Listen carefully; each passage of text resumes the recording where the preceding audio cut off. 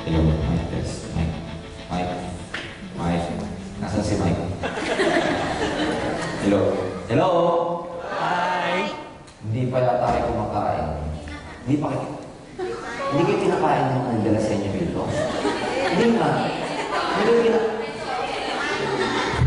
kayo pinakain. Di ba dun sa mga hindi pa ako kumakain, meron akong good news sa inyo pagkatapos ng seminar na to.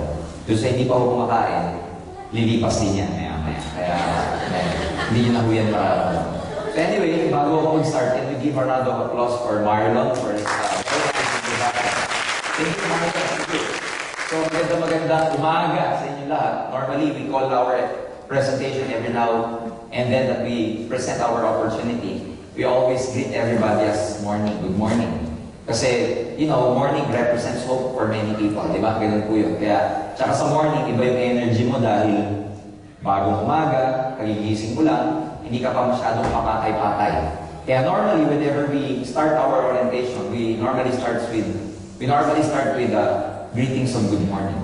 Ako po si Georgian, and katulad ng nasabi ni Marlon kanina, I've been here for the last 14 years in this industry, in the business of network marketing. Kasi po yung ipapakita namin business sa inyo is actually multi-level marketing or otherwise known as network marketing. Pero just the same, to many of you, na-invite lang din ako sa ganitong seminar sa Pilipinas sa atin. Meron lang akong best friend nung college ako na hindi ko mahindian kasi matalik na kaibigan ko. Di ba may mga ganun tayo sa buhay? Yung may mga tao tayo, kahit anong gawin natin, dahil ang bait nila, hindi mo matanggihan, tama? Parang yun ang dala sa inyo ngayon dito, hindi nyo matanggihan. Di ba? Parang ganun. So pagkatapos namin graduate, nagkita kami, pakakainin daw ako kasi may papakitang opportunity. Pero hindi ko alam kung ano yung opportunity niya na ipapakita niya sa akin. Ang idea ko lang, magkikita kami for old time's sake. So one good thing about that, yun nga, pinakain ako habang nag-meet kami. Parang ginawa sa inyo ng mga sponsor niyo, pinakain kayo. Hindi talaga kayo pinakain. Kala ko na nagbibiro talaga kayo. Ako pinakain naman kahit papagod. So, kumain kami, alam niyo sa atin, big deal noong 1996, about 14 years ago, big deal yung Pizza Hut eh. So kumain kami sa Pizza Hut, catching up, nag-uusap kami. At that time, I was working with the Philippine National Oil Company. Sa po akong electrical engineer. Nagdi-design po ako ng mga power plants. I was with energy development programs. So kita kami, catching up. Maya-maya, nasa huling rush na kami. Pinakuha niya yung bill sa waiter, cheap na. Tapos nagbayad. Maya-maya sabi sa akin, pare, tayo na. Attend tayo sa seminar. Alam niyo, narinig ko yung seminar. Nandiyan yung paningin ko eh. Kasi yung seminar para sa akin, boring. Alam mo yun, minsan may mga seminar na pagkatapos mo umattend ng seminar, bebentahan ka pa. Alam mo may gano'n, di ba? Yung obligado ka. Kaya lang, pinakain na ako. Kaya utang na loob na lang, umattend ako. Di ba? Kaya pala ako pinakain para magkaroon ako ng utang na loob. Tapos pagkatapos namin kumain, makita kami sa third floor ng building namin, umattend ako ng seminar. Ang speaker namin at that time, foreigner, babae, she was from Taiwan, who went to the Philippines to present the opportunity of networking. Lalo na dilim ang paningin ko kasi sa loob ng seminar room, sa whiteboard na to, ang katabi, puro produkto. Kung ano ng product, mga aloe vera product. So, kinukwento niya ako ng produkto, ako sabi ko sa loob-loob ko, ano kaya nangyari dito sa kaibigan ko, nagoyo na. Magbebenta-benta kami, sabi ko sa loob-loob ko. Wala naman ang masama sa pagbebenta-benta, kaya lang sadyang hindi ako magaling mag-benta, tsaka mahihain ko ako eh. So eto na, yung sabi ng speaker, hindi ko malimutan sa sinabi niya, pag dito daw, sa opportunity na to, ginalingan mo, at nagpakasipag ka, kikita ka daw ng 50,000 a month. Hinahataw pa yung whiteboard na ganyan. When you become a manager in this business, you will be earning 50,000 a month. Gulat na gulat ako. May nakita ko stante ng product, may nakita ko mga shampoo. So loob-loob ko, yung shampoo, ibebenta ko para kumita ng 50,000. Eh yung shampoo, pampatubo ng dabo ko, eh dalang kalbo hanapin ko bago ko yung mama. So napaka-philosophy ko po. After the seminar, isa lang sabi sa kaibigan ko, ang pangalan niya June. Sabi ko, June, ikaw na lang, ayoko nito. Sabi niya, hindi pare, subukan lang natin, kikita tayo dito. Sabi ko, ayoko, hindi ako magbenta. Hindi bro, kikita tayo dito. Sabi ko, ang hirap nito, wala akong time, pare, bigyan mo ng time, kikita tayo. Wala akong time, kundi kikita tayo. Teka muna, sabi ko, kumikita ka na ba? Alam niyo ang sagot? Hindi pa, pero sabi ng speaker, kikita daw, kaya mag-join tayo. Sabi ko, ikaw na lang. Eto nakakatawa. Sabi ko, ilang months ka na ba dito? Anong months? 2 araw pa lang ako, ikaw ako sabi sa akin. Sabi ko, wala. Nagoyo na talaga itong kaibigan ko. Hindi na kami nagkita. Tapos, siguro sumamaan lo. Babay, best friend. Ikinalat ko pa sa buong kabatch ko sa FEU na itong June, nagne-networking. Kaya pagka ini-invite niya yung mga kaibigan namin, hindi niya na makuha. Nangahan ko na eh. Parang gano'n. Kaya lang, bakit nasa harap niyo ako ngayon at 14 years ko na siyang ginagawa? May nangyari na hindi ko malimutan sa buong buhay ko. After 7 months, itong matalik na kaibigan ko, went back to see me. Ginawa niya yung business eh. Ako hindi ko ginawa. After 7 months, binalikan ako. Nagda-drive ko ng bagong kotse. 7 months, noong 1996. Now, ang amazing doon, di yung kotse. Ang amazing doon, nung college kami, pareho kaming walang pera. Dati po siyang jeepney driver sa atin. Pasig Quiapo ruta. Ako, Jollibee Group. Binalikan ako, may moto na. Bakit ako bilib na bilib? Eh kasi nung araw, pag wala akong ROTC, sinasamahan ko mamasada yun. Pag nasa Pasig kami, ako yung Quiapo ng Quiapo. Pag nasa Quiapo, ako yung Pasig ng Pasig. Ano tawag doon? Barker. Barker, hindi callboy ha. Callboy ang tawag doon. Tumatawag kasi callboy. Barker. Binalikan ako, may kotse. Yung kotse niya ng panahon na yun, Mazda Familia, puti. Paglabas ko sa gate namin, kumbaga ito yung kotse niya, nakasandal, nakaganito doon sa kotse niya. Habang papalapit ako, nakaganito. Habang papalapit ako, nakaganito, nakasandal sa kotse niya. Alam mo, habang lumalapit ako, kinakabahan ako. Tumitibok dibdib ko. Kinakabahan ako talaga. Alam mo yung tinitibok ng dibdib ko? Sana hindi galing sa networking. Sana hindi galing sa networking. Sana hindi galing sa networking. Paglapit ko, sabi sa akin, George, kumusta? Pare, galing sa networking, sabi sa akin.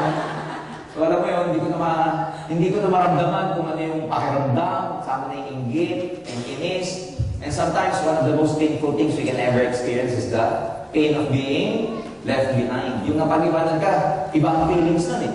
So nung nakita ko yung sasakyan niya, doon ko nag-twist yung paradigm ko. Doon nag-twist yung thinking ko. And sabi ko sa kanya, sige Jun, tingnan ko uli yan. Paano ba yan? Second time around, dumatend ako ng seminar, but this time, open-minded na po ako. Pagkatapos ng seminar ko, isa lang sinabi ko dun sa June, pare, ang ganda pala nito. Bakit hindi mo ako pinilit nung araw? Sabi ko sa kanya. Sabi niya sa akin, George, yung nakita mong seminar ngayon, pareho lang. Dati, ang pagkakaiba lang, dati, sarado isip mo. Ngayon kasi, bukas na ang isip mo. And sabi ko, nga, no, para pa lang, the mind is like a parachute. It is best used when it is open. So I opened up my mind, binigyan ko siya ng time. I kept my daytime job, 8 to 5, nasa PNOC ako. Sa gabi, nagne-networking ako. And believe me, ladies and gentlemen, I came from a very poor family. After 11 months, dun sa job ko, habang nagne-networking ako, sa umaga, nagtatrabaho ako. After 3 months na nagne-network ako, iniwan ko na yung trabaho. Nag-full-time na ako. After 11 months, nakabili ako ng sarili kong sasakyan. After 1.5 years, dumami na. 21 ako nung sumama. Bago ako mag-22, I was driving my first car. At the age of 23, I became the youngest Millionaires Club member dun sa company namin. I earned my first million when I was 23. 24, dalawa na sasakyan ko nun. All in all, in 14 years ko sa network marketing, yung amount na kinita ko, yung binanggit kanina ni Marlon. All in all, in 14 years, I was able to accumulate at least 6 cars. I have my own townhouse, I have 2 condominiums, and I could say that at least at this point in my life, I'm already financially free. And guess what? 14 years ago, 21 ako nung sumama eh. 21 ako 14 years ago. That gives you an idea kung ilang taon ako ngayon. 27. So, 27. So, kaya this afternoon, gusto ko pong i-share with you kung ano yung opportunity ng networking because sa Pilipinas po, napakarami ng taong nagbabago ang buhay sa atin. Katulad ko, natulungan ako ng industriyan ko na probably wala naman tayong ibang motivation like you guys being the modern day heroes, di ba? Ang tawag doon, modern day heroes po sa atin sa Philippines ang OFW because yung remittances na nanggagaling sa maraming OFW is being used as an engine of growth in the Philippines right now. But then again, at the end of the day, we know for a fact that each and every one of us, especially if you're away from your country, away from your family, you have your own piece of sacrifice. Tama ba yun? And ang motivation naman, simple lang. You go outside the Philippines, you want to earn bigger money. Tama po ba yun?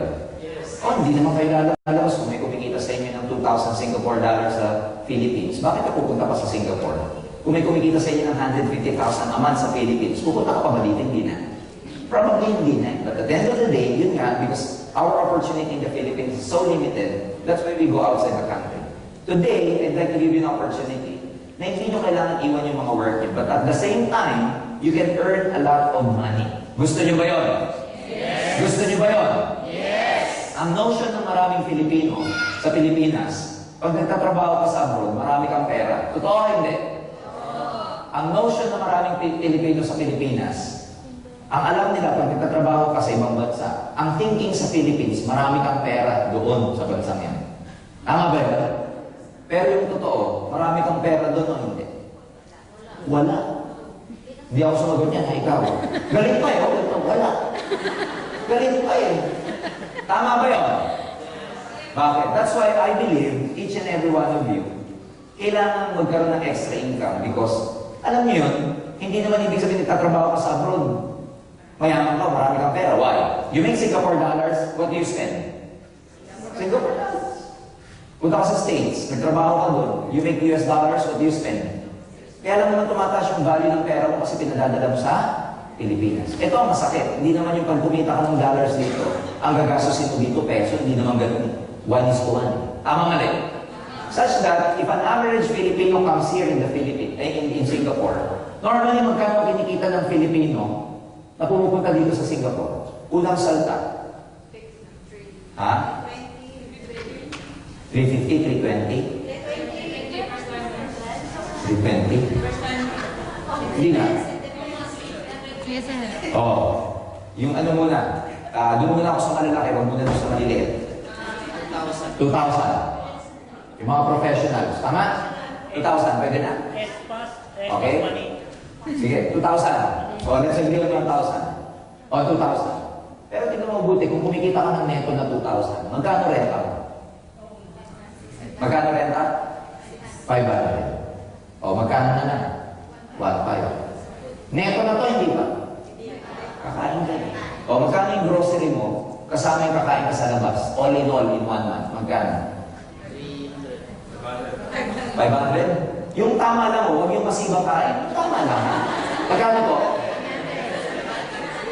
300? O, 300. Kasama ng grocery, O, 1,200. Okay, 1,200 na lang naiwan. Transportation allowance mo, sa sarili mo monthly, kasama cellphone. 150. Transportation, saka kasama yung cellphone na load. O. Mga 200 na. O. 1,000 na. Neto na to, hindi pa? Neto na, hindi pa? Hindi pa. Ano yung babawas pa natin dyan? Yung mga sabon mo, shampoo mo, kung ano-ano, etc. O, pan-shopping, iba pa. Magkano ito magbabawas dito?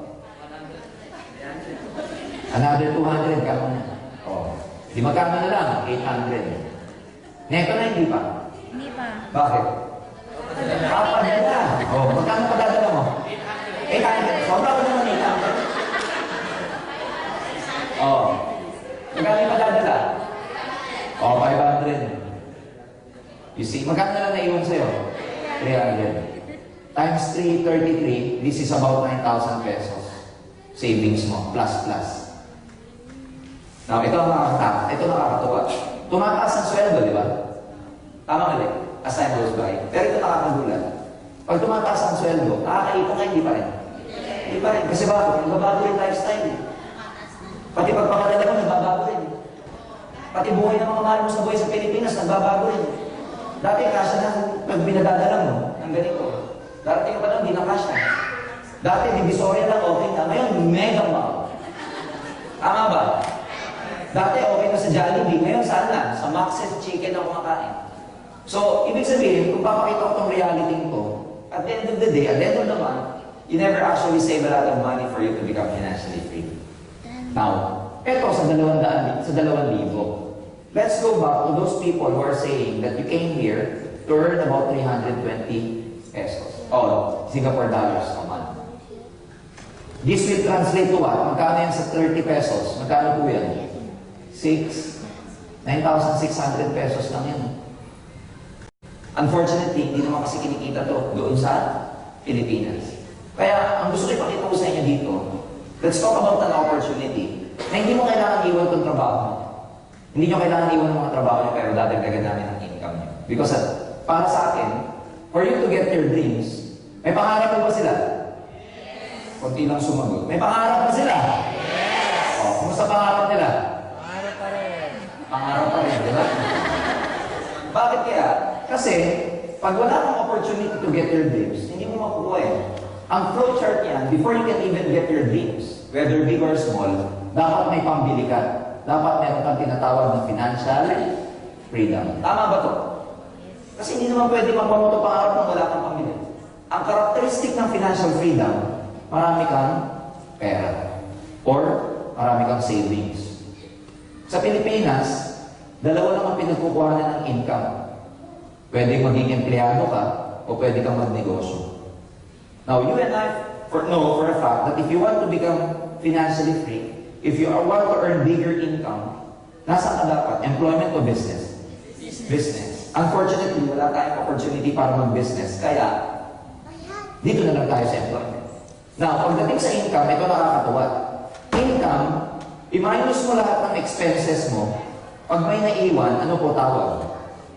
Income minus expenses is? Savings. Pag may naiwan. Ito masakit. 2,000 ang income mo dito sa Singapore. Ang expenses mo kasama pagpapadala, 2,000 din. Magkano savings mo? Wala. Sa Pilipinas, sweldo mo, 20,000. Gastos mo, 20,000. Magkano savings mo? Wala. Ito mas malala. 20,000 ang income. Ang gastos, 30,000. Ano tawag dito? Utang. Sino may mga utang dito? Taas ang kamay. Alam mo, 13 years ko na tinatanong may mga utang. Pag may tumatawag sa utang, sino may utang dito? Ako yan. Nakalikin ba? Pero titignan, pag may utang ka, maluwag mo, masigit ang mundo mo. Masigit ang mundo mo kasi pag nasa lubong mo na, lalo sa Pilipinas, pag nasa lubong mo na utang mo, kaya sumisigit ang mundo mo. Now, ang pag-uusapan natin ngayon, hindi paliitin ang income. Kasi ang expenses. Kasi whether you like it or not, ang expenses ay fixed. Do you agree with me? Yes. So, patatasin natin income. Ito ang problema lalo sa Philippines. Pag nagtatrabaho ka ng 8 to 5 at kulang ang sweldo mo, ano pa gagawin mong part-time sa gabi? Wala na. Panggabing negosyo. Ano yung mga panggabing negosyo sa atin? Balot. Ano paglabas mo ng bangko, nagtatrabaho sa bangko, tapos paglabas mo, balot. Ano pa yung mga panggabing negosyo? Nightclub. GRO. Call boy. Meron akong isa. 8 to 5 trabaho ka. May alam akong trabaho. Paglabas mo, pasok ka ng 9 p.m. part-time hanggang 6 a.m. Anong trabaho to? Call center. Kung kulang kung sweldo mo 8 to 5, o part-time ka dito, 9 to 6. So paglabas mo na alas 6, pasok ka ng alas 8. Paglabas mo na alas 5, pasok alas 9. Shoot up na, check mo. Mamamatay ka na, di ba? Tama mali. So today, let's talk about an opportunity na magkakaroon kayo ng negosyo dito sa Singapore. But at the same time, magkakaroon din kayo ng negosyo sa Philippines. Gusto niyo ba yun? Yes. Gusto niyo ba yun? Yes. So magiging mabilis po ang aking presentation because I believe some of you have to work. Kaya magiging mabilis lang po yung presentation ko. Pangalan po ng company namin, ito. Okay? Sorry. Ang pangalan niya ay Alliance in Motion Global, or in other words, AIM. AIM Global. Ano po ba kami? Okay, a marketing company conceptualized to provide unmatched quality distribution of exceptional products, may mga produkto po ako ipapakita, and services to local and global market. Philippine company to na nag-expand sa both Singapore and Brunei, and we are adding up more countries in our global expansion. Ang may-ari, or people who found this business, are 3 young leaders who are distributors of other networking companies before. These people have extensive experience in network marketing. Sino yun? Una, si Dr. Ed Cabantong, family medicine physician na nag-practice ko sa kung saan government hospitals back home. Si Francis Miguel, being an engineer. Tapos si Raymond Astirin. Sila pong tatlo, sinimulan nila to noong March 2006. Now, duly recognized din tayo ng Philippine Securities and Exchange Commission. In the first place, we can never expand here in Singapore if we are not legal. Because knowing Singapore government, they're very, very strict. Tama ba yun? So kung hindi po ito legal, mahihirapan kami pumasok. So the mere fact that we can hold public orientation seminars, that just means na talagang legal po ang AIM Global. Tapos, ang AIM Global po, ito po yung mga awards na natanggap because we have dedicated ourselves to seeking out nature's best sources for health and beauty and sharing them with the whole world. Ito po yung ating mga tropeo nakuha sa Pilipinas. Okay? Ang partner po natin, ang tawag ay Nature's Way. Itong Nature's Way, papakilala ko po sa inyo kanina, ang ginawa nilang exclusive distributor ng produkto nila na ang tawagin ay complete, kinuha nilang exclusive distributor yung AIM Global sa Pilipinas. Initially, 4 years ago, Nature's Way was looking for a company to distribute their products in the Philippines. Ang kinuha nila, AIM Global. Kaya lang, nung masyadong lumaki yung AIM Global sa Pilipinas, ang exclusive distributorship, hindi na lang Pilipinas ang binigay. Binigay na po sa Philippines ngayon ang expansion ng Nature's Way, hindi lang sa Philippines, kundi sa buong Asia, Europe, Middle East, even Northern America. Mamaya, ikukwento ko po yan sa inyo. So, ano po yung Nature's Way? Ang Nature's Way po ay isang kumpanya has been existing for the last 45 years. Kilala po ito sa America being the #1 premium herbal company. It's totally debt-free. Nakalagay po siya sa New York Stock Exchange as publicly listed company. Tapos meron po siya more than 200 medical doctors, scientists, researchers, and even herbalists.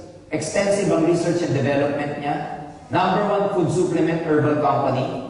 And then, ito po yung ating mga sales of approval. Our products are even halal. Diba? Dito, very sensitive ang mga tao sa halal. And sa dami-dami ng mga food supplements or food supplements na available in the market, bakit outstanding ang Nature's Way? Diba, naririnig nyo marami ng mga food supplements ngayon. Tama ba?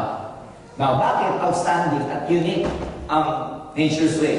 Kasi, among those food supplements available in the market today, we can proudly say that our products have the highest ORAC value. Ano ba itong ORAC value, George? Oxygen Radical Absorbance Capacity. What is ORAC? Ang ORAC po, yan ang ginagawang measurement kung gaano kataas ang antioxidant content ng isang produkto. Narinig na ba yung antioxidant? Di ba yung antioxidant maganda sa katawan? Pero sa Harvard University, they came up with a scale or measurement method of measuring yung antioxidant content ng isang produkto, and they called it ORAC value, Oxygen Radical Absorbance Capacity. So, obsolete na po yung sasabihin ng isang tao na maganda tong produktong to kasi madaming antioxidant. Obsolete na po yun. Ang labanan ngayon, maganda tong produktong to kasi mataas ang ORAC value. Ano ba yung antioxidants? Antioxidants are substances or nutrients in our food which can prevent or slow the oxidative damage to our body. So yung antioxidant, ito po yung mga substance sa katawan natin na tinutulungan po tayo, yung mga cells natin, tissues natin, yung mga organs natin, na hindi ma-damage because of oxidative damages. Mamaya ipapaliwanag po namin yan. So, unfortunately, nung pinanganak po tayo, marami tayong antioxidants sa katawan. And along the way, we accumulate a lot of antioxidants by eating. Pero pagdating po natin early 30s, nag-i-stop na po o nag-deplete na yung antioxidant content natin sa katawan. Nagsisimula nang mag-decrease. Now, yung antioxidant, tignan nyo siya.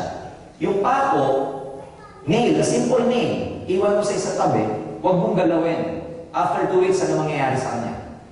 Kakalawangin. Wala namang nangyayari doon. Ibig sabihin, non-living thing yun. So, ano nangyari sa kanya? After 2 weeks, bakit siya kinalawang? Yun po yung oxidative damage na kung tawagin. So yun, non-living thing. You can just imagine, lalo na sa atin. There are so many free radicals, carcinogen, from the food that we eat, pollution, everything that comes in our body that destroys every day yung ating mga tinatawag na system. So, according to World Health Organization, okay, kasama ng American Association of Dietitians, the National Cancer Institute, ang kanilang recommendation to maintain the antioxidant content in our body, to fight off these free radicals, is that we need to eat at least 5 kinds of fruits and 5 kinds of vegetables every day. Now, let me ask you, sino po dito yung nakakagawa nito? 5 prutas araw-araw, at saka 5 gulay araw-araw. Sa Pilipinas, nagsalita po ako ng ganito. Tinanong ko, sino nakakagawa nito? May nagtaas ng kamay. Ako po! Sabi ko, galing mo naman. Paano mo nagagawa? Kakakain ko lang ako ng 5 klaseng gulay kanina. Bakit? Sabi ko, ulam mo namin, chop suey. Ay, diba? Hindi po ganon, ha? Hindi ganon. Kailangan per serving. The World Health Organization recommends at least per serving. So, bakit maganda yung complete namin? Bakit maganda yung product namin? Ang itsura ng complete, ganito. Kukuha ko ako para makita nyo. Ayan. Ayan. Ito po yung itsura ng complete. Ang tawag namin, Complete Phyto Energizer. Sa loob nito, meron 30 capsules, may 3 blister packs na complete. Ano po laman niya? May 16,000 phytonutrients. Ano ba yung phytonutrients? Nutrients that come from living plants and vegetable-based kung tawagin. Tapos, meron siyang 29 vitamins, minerals, and trace minerals. Meron siyang 12 whole fruit. Bakit tinawag na 12 whole? Hindi na lang ginawang 12 fruit. Bakit may word na whole? Alam niyo kung bakit? Kasi sa prutas pala, mas mabitamina at maraming content na antioxidant yung balat, buto, pati yung tangkay. Ganun pala yun. Kaya lang, nakadesign tayo na ang kinain natin ano yung laman. Hindi tayo kumakain ng balat. Yung palang antioxidant nasa balat. Kaya lang ang baduy naman kung makakain ka ng orange tapos kakainin mo pati yung balat. Di ba? Tama? Tayo ginagawa natin sa orange, ano? Binubuksan, tinatapon yung balat. Pero ang taas pala ng antioxidant ng balat. Walang pakinabang yung balat para sa atin eh. Ako, ang alam ko sa balat, kumuha ka ng balat, pag may kulit ng classmate, ganun mo sa mata niya, di ba? Yun ang alam ko eh, pero napag-aralan namin dito na ang taas pala ng antioxidant ng balat. Ganun din sa vegetables. Whole vegetable, kasama balat. Tapos, amino acids, building blocks ng protein. 14 super green food, especially spirulina blend. 12 klase ng mushroom, kabuti. Meron siyang digestive enzymes, herbs, and essential fatty acid. Now, let me explain it to you one by one. Ano yung ginamit naming 12 whole fruit? Ito po yung 12 na klaseng gulay na yun. Ayan. May plum, cranberry, blueberry, strawberry, blackberry, bilberry, burberry, brand yun eh. Burberry, di ba? Tapos cherry, apricot, papaya, orange, grapes, pati pineapple. All in one. Pag uminom ka nito, para ka na rin kumain yan. Ito lang, cranberry. It's a very good antioxidant, antibiotic. This is very good for UTI. Yung antibiotic property ng cranberry. Diuretic kasi siya. Nakakaihi ka. It's very good for UTI. Okay? So lahat yan, laman itong complete na to. So you just imagine if you eat or drink this, para ka na rin kumain ito. What else? Meron tayong 12 whole fruit or whole vegetable. Ano yung vegetable na ginamit namin? Ito po, parsley, kale, spinach. Bata pa ako, alam ko, spinach maganda talaga eh. Si Papay, di ba? Spinach. Oh, wheatgrass. Sa Philippines po, usong-uso itong wheatgrass. Kung kilala nyo si Dean Castillejo, inano yan, gini-blender, tapos ginagawa niya ng juice. Tapos, Brussels asparagus. Sarap niyan, ulam namin kanina. Asparagus. Broccoli, cauliflower, beet, carrot, cabbage, pati garlic. Garlic na lang since time immemorial. Even before they were able to discover penicillin, ang antibiotic na ginagamit ng araw is garlic. Kasi meron yung content na kung tawagin allicin, a natural antibiotic that actually boosts your immune system. This is very good as immune system booster, defender. This is also very good for heart problem kasi ano to eh, anticoagulant to eh, blood thinner, nakaka-labdown ng dugo. Kaya yung di ba, nag-aspirin, imbis na mag-aspirin, mag-garlic na lang. Maganda rin sa may mga bulate. Okay? Maganda rin sa atin. Garlic, alam na lang sa atin to, di ba? Sa maganda to, garlic, bawang. Aswang, di ba? Galing ito sa may aswang. Oh, ano pa naman yan? Meron siyang amino acids, tsaka super green foods. Di ba, nung araw tayo, elementary, sabi nila, ano po ang nagpapag-green sa mga halaman? Yung chlorophyll. Akala na ng mga tao, dati ang chlorophyll, pigmentation lang, kulay lang ng dahon. Pero hindi pala. It was found out na ang chlorophyll, napakataas ng phytonutrients and antioxidant. Lalo na, itong mga to, spirulina. There are studies na even scientists, ginagawa nilang capsule yan para yung mga astronaut, whenever they are out of space, ang bago nilang food supplement, spirulina. yung mga scientists and astronauts na nagpupunta sa outer space. Saan nakukuha itong spirulina? Astronauts na nagpupunta sa outer space. Saan nakukuha itong spirulina? Algae po yan. Blue algae. Lumot. Mamaya yan, ang ganda pala ng lumot, di ba? Kukuha ko sa dagat, lumot. Diba? Kaya ginawa ko ganito. Kasi mamaya, napaka-slimy nun, di ba? Ganyan. Oh. May alfalfa. Alam natin yung alfalfa na maganda talaga. Dandelion, meat leaf, etc. Meron di makita. Chlorella, melissa leaf, lemongrass, barley grass. Okay? So this is very actually good for your intestine. Okay? Ano pa? Meron siyang mushroom. Mushroom, ang taas din ng antioxidant contents nito. Isang dosena. Ang pinakasikat dito itong reishi.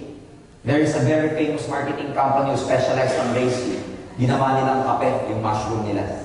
So kilala po itong networking sa atin. Hindi ko nababanggitin kung anong pangalan. But it's a very good mushroom.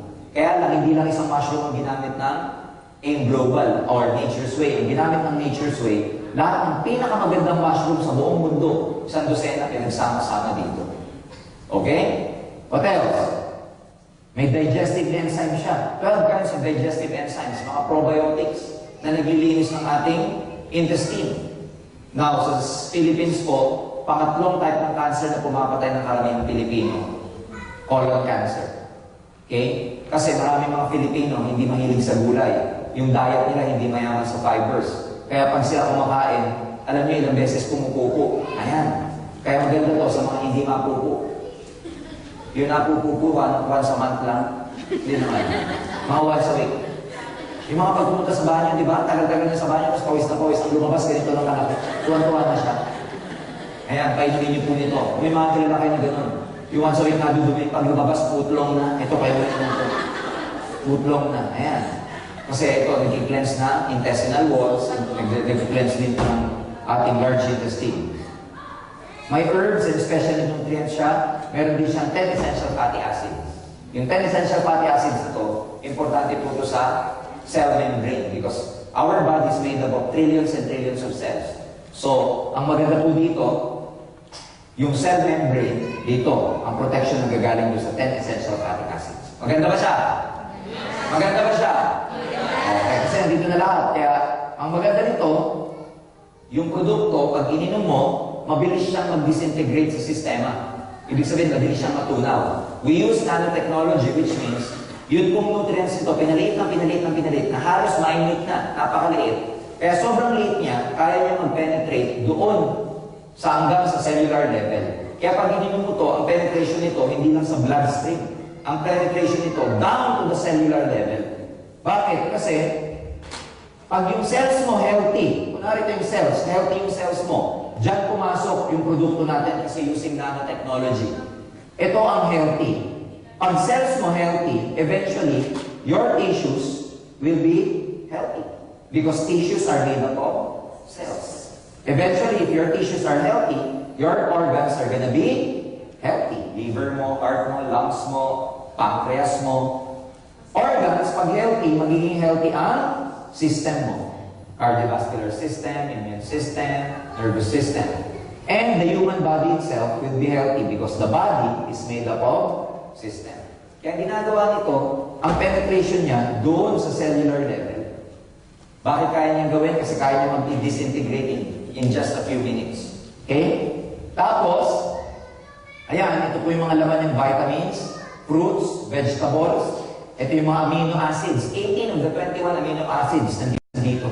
Mushrooms, omega fatty acid, green food, citrus, and digestive enzyme. So this is very good actually. As energizer, may nararamdaman kayo, napakaganda po niya. Marami kaming testimonies na gumaling, lalo sa Pilipinas. Nasa CD po natin yan, na mga pasyente na uminom ng produkto, from diabetes to high blood, second stage of cancer, ulcer, colitis, bronchitis, kung ano-ano mga tis, pati sa buntis, maganda po siya. Okay? Kaya pag ininom mo to, pag wala ka nararamdaman, kahit once a day for energy.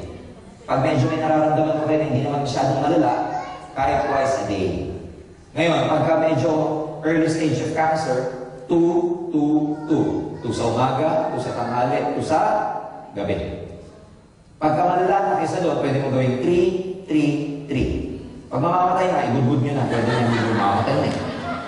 So ako po, sa experience ko dyan, marami na po ako natulungan na, marami na po tayong natulungan na diabetic patient to the point that they have gangrenous diabetes na. Alam nyo yung to be amputated na, puputulin na. Ayan, nasave pa po natin. Meron tayong testimony from a certain person, meron siyang heart problem, bumalik sa complete. In other words, sa product na to, napakarami na pong napagaling. Kaya i-demo ko po siya para magkaroon kayo ng visual simulation.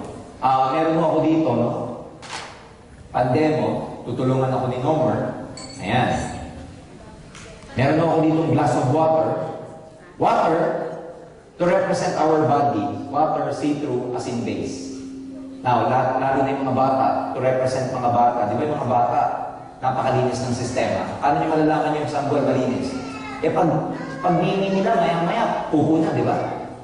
Pagpapa, maya-maya, pupo. Ganun kalinis. Eh, ikaw, pagpapa mo kanina, kailan mo ipupupo? Ito masakit. Ilang beses kayo kumakain sa isang araw? Tatlo ka dyan. Maga, magbimerienda. Tanghalian, magbimerienda. Magkakapunan. Eto ka, may midnight snack ka. 6. Ilang beses ka na dun eh. Yung iba, kailangan ba nun? Saan napunta yung iba? Alam niyo yung healthy na paglabas ng school, dapat ang measurement between this, mula dito hanggang dito. Ganyan dapat kahaba ang lumalabas sa atin araw-araw. Hindi naman ganyan kataba, ibang klase na yun, pero ganyan kahaba. Tawag niyo rin kung susukatin. Mamaya niyo susukatin ko nga. So, let's say, katawan ng bata, malinis na malinis pa, wala pa masyadong toxin. But as time goes by, a child learns how to eat fast food, so soft drinks, ang daming chemicals na pumapasok, mga carne norte, etc. To represent the toxin coming inside our body, I have here povidone iodine, or otherwise known as betadine. So, itong betadine, para saan po ito? Ito. Sugat. Pwede niyo bang inumin ito? Sino pong gusto uminom? Okay, so pwede ko itong i-represent na dark solution na toxin na pumapasok sa katawan natin. Coming from where? The air that we breathe, pollution, okay? From smoke, sa mga nagsisigarilyo, may active at saka passive. Yung active, yung talagang nagbubuga. Ang passive, yung nakakasinghot. Pero may study na mas malala yung passive. Bakit? Kasi pag nasinghot mo, hindi mo naman ibubuga eh. Alam ka naman nakasinghot ka na, nakibuga ka pa. Di ba? O, yan. Galing sa lalo sa Maynila, tapa, longganisa, carne norte, Jollibee. Mga kung ano, oily foods. O, ngayon, tanong, kung ganyan ang sistema mo, malinis ka pa, hindi na. George, mag-water cleansing lang ako, maglinis ang sistema ko. Tignan nyo kung mag-water cleansing tayo kung maalis siya. So, tignan nyo siya. Lagyan ko siya ng tubig. O, doon pa rin siya. Now, tignan nyo kung anong gagawin ng complete. Lalagyan ko doon ng complete. Yung complete, ganito po ang itsura niya. Okay? Ayan. Tablet. Pero hindi ko siya gagawin, hindi ko ilalagay lahat. Kalahati lang kasi total. Konti lang naman yung solution natin. Nabubuksan siya. Okay? Ayan. Nakikita nyo siya. Ano nangyayari sa kanya maya-maya. Ayan. Kalahati lang ko halos ang ginamit ko. Para hindi masayang. Okay? Ayan. Pero para maging mabilis, tingnan nyo siya. So, unti-unti may makikita po kayo dyan. Ayan.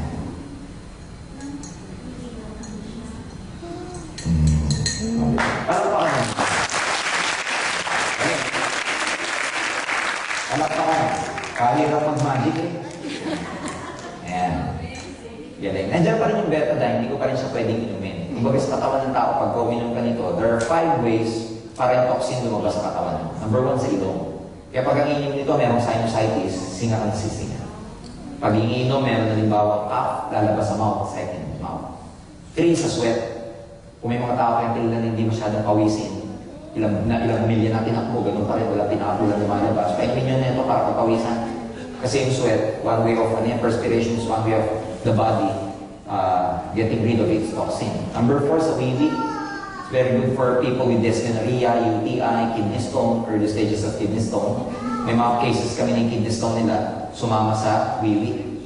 Okay? Number 5, karamihan nangyayari sa upo. Mapapansin nyo pag uminom kayo nito, ang kulay ng wiwi nyo yellow.